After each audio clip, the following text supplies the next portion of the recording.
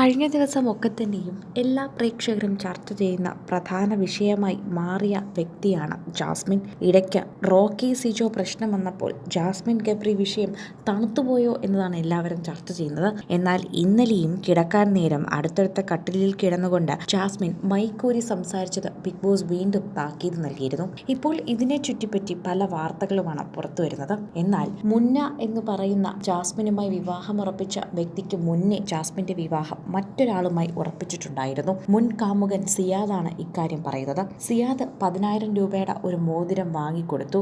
അതിനുശേഷം ഈ പറയുന്ന മുന്ന എബ്രഹാം എന്ന വ്യവസായി 35,000 രൂപയുടെ മോതിരം വാങ്ങി. ഇതോടെ ഈ പറയുന്ന കാമുകനെ ഉപേക്ഷിച്ച് ആ വ്യക്തിയുടെ കൂടെ പോവുകയായിരുന്നു ജാസ്മിൻ എന്നും ഇപ്പോൾ കാണുന്നതാണ് ജാസ്മിൻ എന്നും ഇതാണ് യഥാർത്ഥ ജാസ്മിന്റെ സ്വഭാവമെന്നും ഒരുപാട് കാമുകന്മാരുള്ള വ്യക്തിയാണെന്നും ഒരുപാട് പേരെ ചതിച്ച ആളാണെന്നുമൊക്കെയാണ് ഇപ്പോൾ പുറത്തുവരുന്ന വാർത്തകളിൽ തന്നെ പറയുന്നത്.